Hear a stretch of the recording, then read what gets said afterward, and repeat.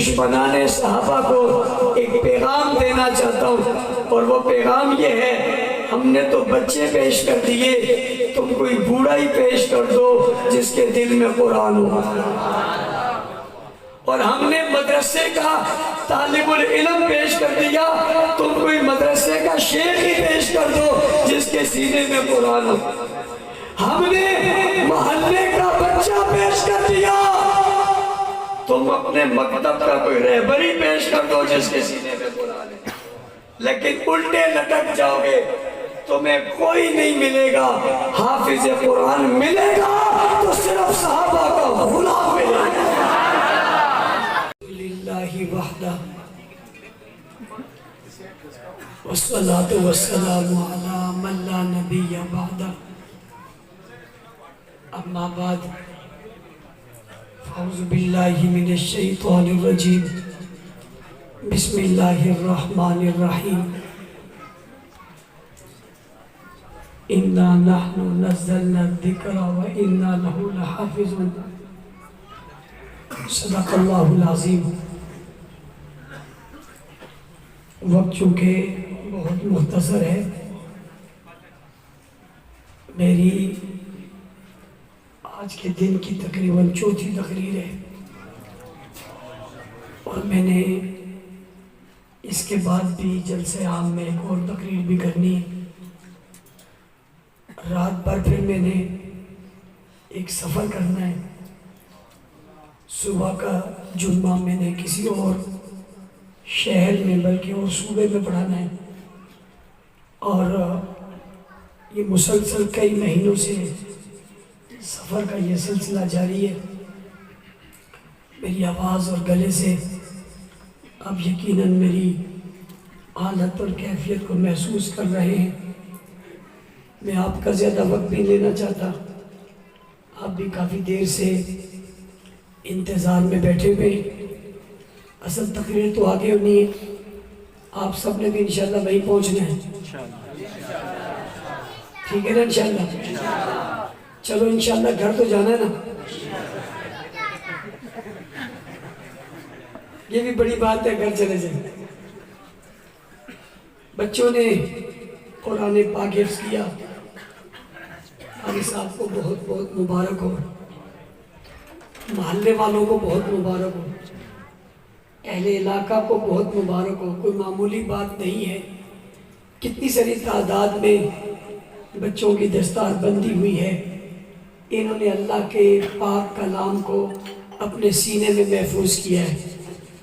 دنیا میں کسی مذہب کو یہ اعزاز حاصل نہیں ہے کہ اس کی مذہب کی کتاب ان افراد کے دلوں میں محفوظ ہو، یا مذہب کی کتاب صرف افراد کے دلوں میں محفوظ نہیں بلکہ بچوں کے دلوں میں محفوظ ہے۔ ایک بات ذہن میں رکھنا، چھوٹے بچوں کے دلوں میں قرآن جلدی محفوظ ہوتا ہے بنسبت بڑوں کے، حالانکہ بڑا شیخ الحدیث بھی ہوگا، شیخ التفسیر بھی ہوگا، لیکن اتنی جلدی اس کے دل میں قرآن محفوظ نہیں ہوگا جتنے جلدی بچے کے دل میں ہوتا ہے۔ اس کی وجہ کیا ہے؟ اس کی وجہ کیا ہے کہ جس رب نے بھیجا وہ رب پاک ہے، جو جبرائیل لے کر آئے وہ جبرائیل پاک ہے، جس پیغمبر نے لی وہ پیغمبر پاک ہے، جس جماعت نے لی وہ جماعت پاک ہے۔ جتنا بچے کا دل پاک ہے اس پاک دل میں قرآن پاک ہے۔ پتہ چلا یہ قرآن انہی کے سینوں میں جائے گا جن کے سینے پاک ہیں، جن کے سینے بغض سے، عداوت سے، نفرت سے، غلاظت سے، کفر سے، نفاقت سے بھرے ہوئے ہیں، اس دل میں قرآن محفوظ رہتا، قرآن محفوظ رہتا۔ اس لیے یہ اعزاز اہل سنت کو حاصل ہے، کسی اور کو نہیں ہے۔ لوگ بہت سارے ایسے ہیں کہ اس بات کا دعویٰ کرتے ہیں کہ وہ مومن ہیں، وہ مسلمان ہیں، قرآن انہیں کہتا ہے وَمَا هُمْ بِمُؤْمِنِينَ، یہ مومن نہیں ہے۔ اس لیے پتہ چلا کسی کے مومن کہنے سے کوئی مومن نہیں ہوتا، قرآن کے سینے میں بیٹھ جانے سے پتہ چلتا ہے یہ مومن ہے۔ خود مومن کہنے سے کوئی مومن نہیں ہوتا، مومن وہ ہوتا ہے جو انہیں مومن مانتا ہے جن کو قرآن نے مومن کہا ہے۔ تو یہ اعزاز اہل سنت کو حاصل ہے کہ اہل سنت کے بچوں کے دلوں میں قرآن محفوظ ہے۔ میں آپ کے توسط سے دشمنان صحابہ کو ایک پیغام دینا چاہتا ہوں، اور وہ پیغام یہ ہے، ہم نے تو بچے پیش کر دیے، تم کوئی بوڑھا ہی پیش کر دو جس کے دل میں قرآن ہو، اور ہم نے مدرسے کا طالب العلم پیش کر دیا، تم کوئی مدرسے کا شیخ ہی پیش کر دو جس کے سینے میں قرآن ہو، ہم نے محلے کا بچہ پیش کر دیا، تم اپنے مکتب کا کوئی رہبری پیش کر دو جس کے سینے میں قرآن ہے۔ لیکن الٹے لٹک جاؤ گے، تمہیں کوئی نہیں ملے گا، حافظ قرآن ملے گا تو صرف صحابہ کا غلام ملے گا۔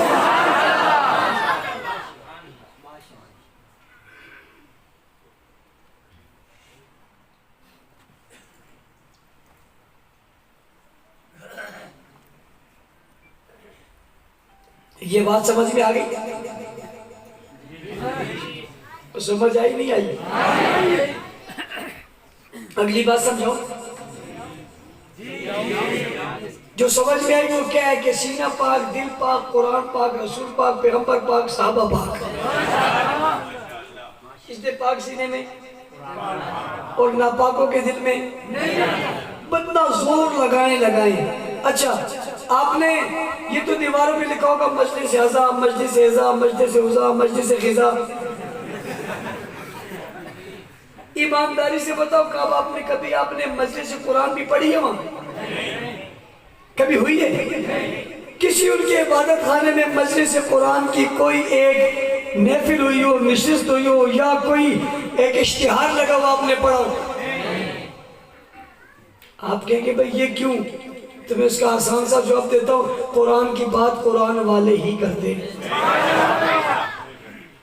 بندہ دکھائے گا بھی وہ چیز جو اس کے پاس ہوگی، جو ہے ہی نہیں تو کیا دکھائے گا؟ ہم حافظ قرآن دکھاتے ہیں اس لیے کہ حافظ قرآن ہے، محلے کی اس مسجد میں حافظ قرآن بچوں کی قطار لگی ہوئی ہے، اور ہم بتا رہے ہیں یہ حافظ ہے اس لیے کہ ہمارے پاس ہے۔ میں کہا کرتا ہوں دکھاتا وہی ہے جس کے پاس ہوتا ہے، دکھاتا ہوا ہے جس کے پاس ہوتا ہے، جو ہے ہی کھوتا وہ کیا دکھائے گا؟ اس لیے یہ اعزاز آپ کو حاصل ہے۔ دوسری بات یہ کہ قرآن تبھی سمجھ میں آئے گا جب صحابہ سمجھ میں آئیں گے۔ کون بھائی؟ کون بھائی؟ کون بھائی؟ قرآن تب سمجھ میں آئے گا جب صحابہ سمجھ میں آئیں گے، قرآن تب دل میں آئے گا جب صحابہ دل میں آئیں گے، قرآن تب ذہن میں آئے گا جب صحابہ ذہن میں آئیں گے، قرآن تب فکر میں آئے گا جب صحابہ فکر میں آئیں گے، قرآن تب ایمان میں آئے گا جب صحابہ ایمان میں آئیں گے، قرآن تب عقیدے میں آئے گا جب صحابہ عقیدے میں آئیں گے، قرآن تب پہچان میں آئے گا جب صحابہ پہچان میں آئیں گے، قرآن تب شان میں آئے گا جب صحابہ کی شان پہچان میں آئے گی، شان آئے گی۔ اور اگر صحابہ نہیں آئیں گے تو سن لو میری بات، پھر قرآن نہیں آئے گا۔ قرآن او بھائی اگلی بات سمجھ لو، صحابہ کے بغیر قرآن کیوں نہیں ملتا؟ یا صحابہ کے بغیر قرآن کیوں نہیں آتا؟ یا صحابہ کے بغیر قرآن سمجھ میں کیوں نہیں آتا؟ اس لیے کہ قرآن لینے والے ہیں ہی صحابہ۔ اللہ نے جبرائیل کو دیا، جبرائیل نے حضور کو دیا، حضور نے کس کو دیا؟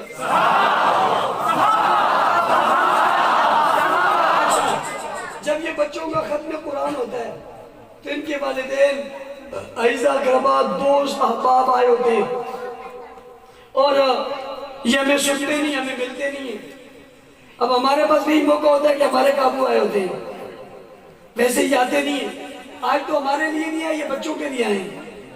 کیا ہمارے کھاتے آ جاتے ہیں پھر ہم کہتے ہیں بغیر سمجھائے ان کو بھیج دیں، بات اچھی، اس لیے آگے تو میں اب آپ کو سمجھا کے چھوڑوں گا۔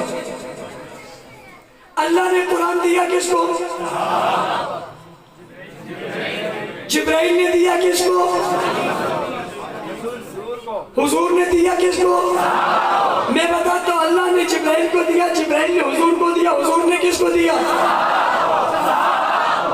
اللہ نے لکھ کر نہیں دیا، جبرائیل نے لکھ کر نہیں دیا، حضور نے لکھ کر نہیں دیا۔ پوچھتا ہوں آپ کے پاس لکھا ہوا ہے بغیر لکھا ہوا؟ ان بچوں نے جو قرآن حفظ کیا لکھے ہوئے قرآن سے کیا بغیر لکھے ہوئے سے؟ آپ کے گھر میں جو قرآن پڑھا لکھا ہوا غیر لکھا ہوا؟ کتاب میں موجود ہے یا نہیں موجود؟ ترتیب سے موجود ہے یا نہیں موجود؟ پہلے سے تیسرے پارے تک ہے یا نہیں ہے؟ پہلی سورت سے آخری سورت تک ہے یا نہیں ہے؟ بابا پورا ہے یا نہیں؟ مکمل ہے یا نہیں؟ صحیح ہے یا نہیں؟ سچا ہے یا نہیں؟ عظیم ہے یا نہیں؟ برتر ہے یا نہیں؟ بالا ہے یا نہیں؟ اعلیٰ ہے یا نہیں؟ پورا ہے یا نہیں؟ اللہ نے لکھا، جبرائیل نے نہیں لکھا، حضور نے نہیں لکھا، لکھا کس نے؟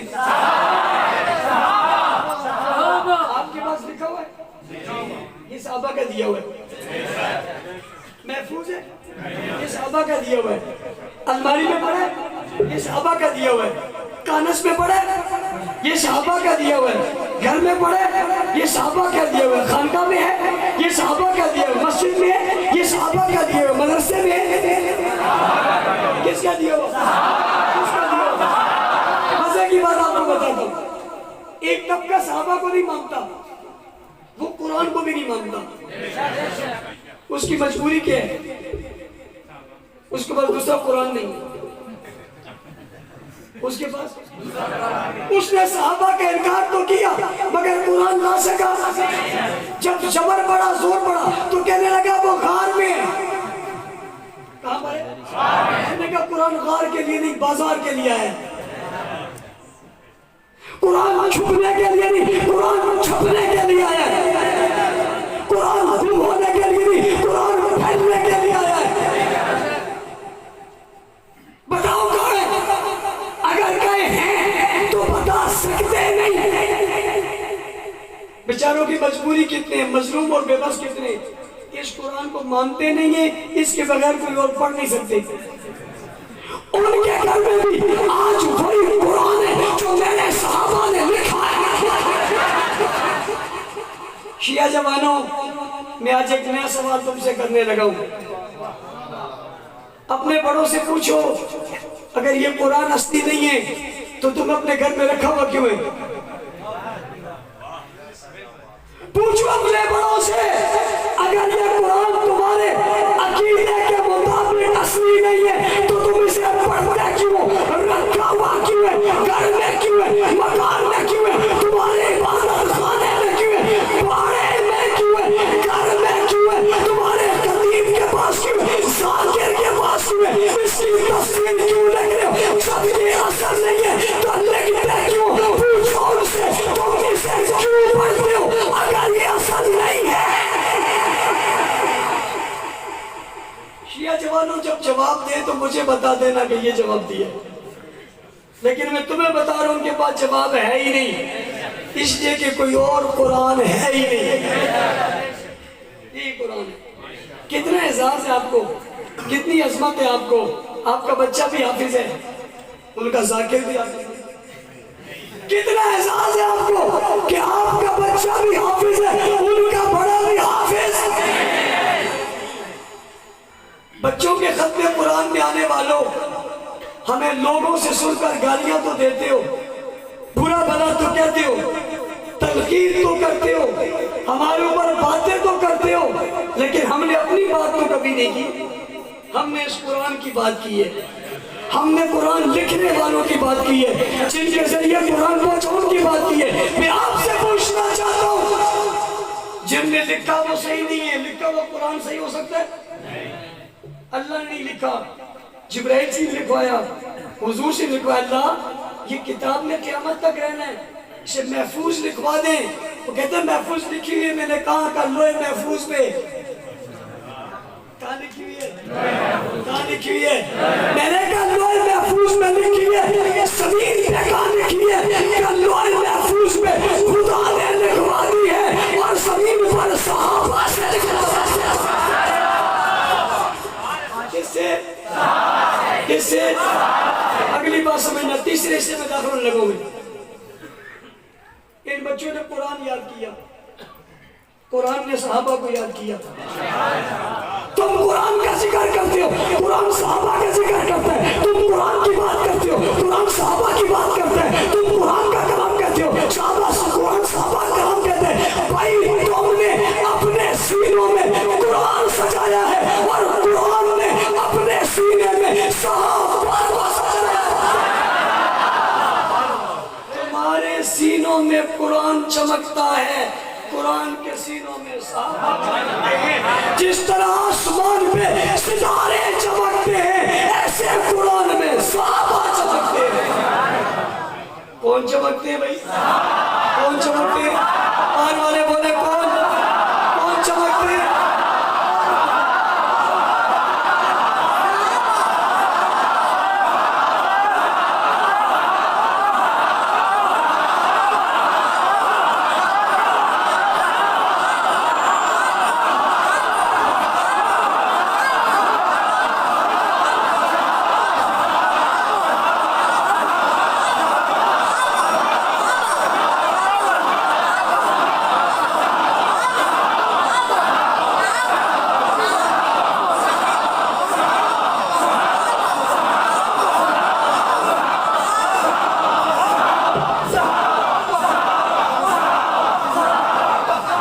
جزاک اللہ۔ مزید گفتگو پھر کبھی موقع ملے گا کریں گے۔ آج بھی میں نے طبیعت سے بھی زیادہ اور وقت سے بھی زیادہ آپ کی محبت میں، قاری صاحب آپ کی محبت میں گفتگو کی ہے۔ انشاءاللہ پھر کبھی آئیں گے۔